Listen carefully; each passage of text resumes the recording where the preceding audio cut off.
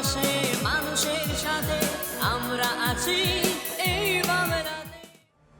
আপনারা দেখছেন সংবাদ শিরোনাম। দেখলেন তো অনেক কিছু, এবার দেখুন নতুন কিছু। নমস্কার, আমি অনিশা আর আপনারা দেখছেন সংবাদ শিরোনাম।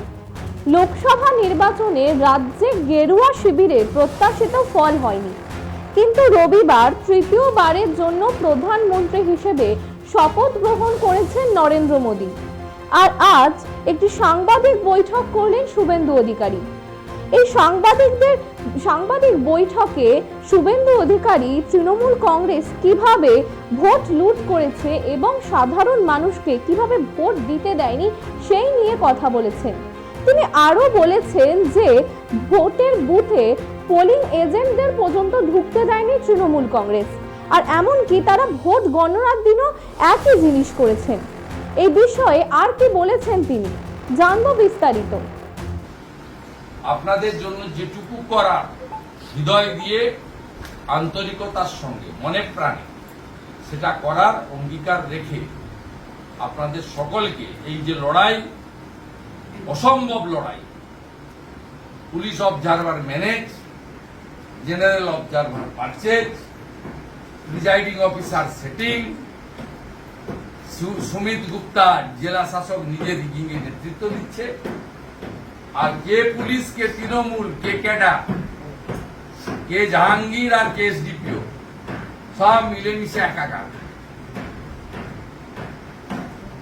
আগের দিন প্রিজাইডিং অফিসারদের থ্রেটনিং, সকালবেলা মক পোলে 300-400 করে ভোট দিয়ে সে ভোটকে ডিলিট করতে না দেওয়া, ওই ছিন্নমূলের প্রতীক ঘাসফুল ছাড়া আর সব প্রতীককে ট্যাপ লাগিয়ে দেওয়া, এজেন্টদেরকে ঢুকতে না দেওয়া, যে কটা ঢুকেছে 8টা প্রার্থী এজেন্ট ছিল ওদের, একটা অফিসিয়াল 7টা ড্যামি, 8টা করে গুন্ডাকে গুঁতো মেরে বের করে, মানে আপনাদের একজনকে বের করে দেওয়া। একই জিনিস গণনাতে করেছে, কোথাও ইভিএম এর নাম্বারের সঙ্গে মিলেনি। বাকি এই লুটের ভোটকে কিভাবে আইনি পথে এর একটা শেষ দেখে ছাড়তে হয় সেটা আমি আজকে বলছি না, সেটা আগামী বুধবার দিন কলকাতাতে আমি অভিজিৎ দাস ববিকে পাশে বসিয়ে নিয়ে বলবো। আজকে বলছি ক্যানিং থেকে শুরু করে খন্তা হয়ে বিষ্ণুপুর পর্যন্ত অন্তত 300 ইনজোর্ড আছে।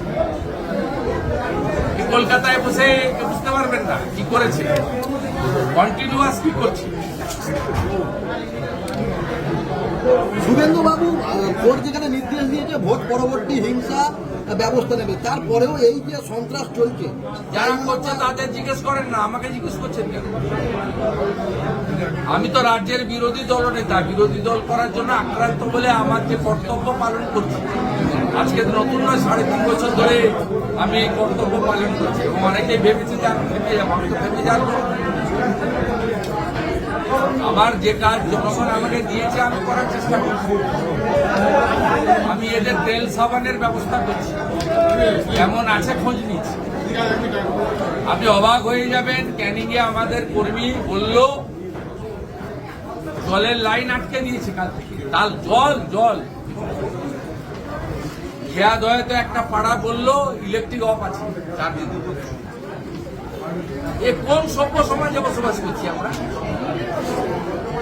লজ্জা লাগে না? 7,10,000 ভোটে জিতা, আপনারা কেউ ভোট দিতে পারেননি, সাংবাদিক তার পরিবার।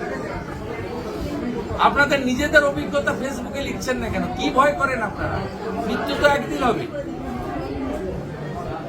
মৃত্যু তো দুবার হবে না। কোন সাংবাদিকের পরিবার ভোট দিতে পারেননি আপনারা ডায়মন্ড হারবার, হয়তো উনাকেই দিতেন। লক্ষ্মীর ভান্ডারে জয়গান গাইতে গাইতে হয়তো দিতেন কেউ, কিন্তু তাকে সে সুযোগও দেন না। কোন লোক ভোট দিতে পারে। আগামী দিন যে এই যে অভিনব প্রয়াস, অর্থাৎ 12টা ক্যান্ডিডেট এখানে দাঁড়িয়ে বা এজেন্ট ঢোকানো হয়েছে, আপনাদের এজেন্ট বার করে, এর বিরুদ্ধে এর শেষ আছে তো কি হবে বুধবার দিন বলবো। আমি 4টে প্রার্থীকে নিয়ে বুধবার দিন একটা সাংবাদিক সম্মেলন করব এবং আমি আইনগতভাবে কি করতে চাইছি বলবো। আমি আপনার সবটা আমার ইচ্ছা বা চাওয়ার মতো হয় না, কিন্তু আমি অনেক কিছু করে দেখিয়েছি। আমি 5টা বললে অন্তত 2টো করে দেখিয়েছি আমার ক্ষমতা অনুযায়ী। আমার হয়তো অনেক বড় মানুষের কাছে শুনে আমাকে মানুষের প্রতি বলতে হয় যে এটা করা উচিত। সবটা তো উচিতটা তো আমার হাতে নয়, সংবিধান তো আমার হাতে নয়। আমি তো সরাসরি নিয়ন্ত্রক নই সব জায়গায়। আমার যে কাজ আমি আমার জনগণকে নিয়ে করা উচিত আমি সেটা করার চেষ্টা করছি। এবং এখনো যে মহিলারা, যুবকরা তারা এখনো যে লড়তে চান, এটা দেখুন এইরকম একটা চটপাতা জায়গায় ঘুমানো কি সম্ভব? আজকে 5-6 দিন আছে, আরো কত 6 দিন থাকতে হবে তারা জানে না। তবু তো এখানে তারা বাড়িতে যেভাবে থাকেন, সকালবেলা উঠেন, বাথরুম করেন, ব্রাশ করেন, চা খান, ঘরের লোক চা করে দেয়, এগুলো কি শিবিরে সম্ভব? এখানে সকলের জন্য যা হয়, কোনোদিন ঘন্ট ডাল, কোনোদিন 1 টুকরো ডিম ঝোল ভাত, রাত্রিবেলা হয়তো মুড়ি চানাচুর, ভাত হয়নি। এইভাবে যে কষ্ট করে এরা কাটাচ্ছেন, প্রত্যেকে গরমের মধ্যে প্যাচপেচে গরম, নিচে একটা চটের উপর শুয়ে আছে। এত অভাব তো এদের নেই। ওদের প্রত্যেকের বাড়িতে তো একটা মোটামুটি একটা, এরা উচ্চবিত্ত না হলেও তো একটা মোটামুটি লাইভলিহুড জীবনযাপন করেন। কি কষ্ট এরা পালন করছেন। তারপরেও বলছে কিডনি যদি নিয়ে নেয় নিয়ে নিস, চোরেদের পার্টি করবো। মানুষের পাশে মানুষের সাথে আমরা আছি এই বাংলাতে। আপনারা দেখছেন সংবাদ শিরোনাম।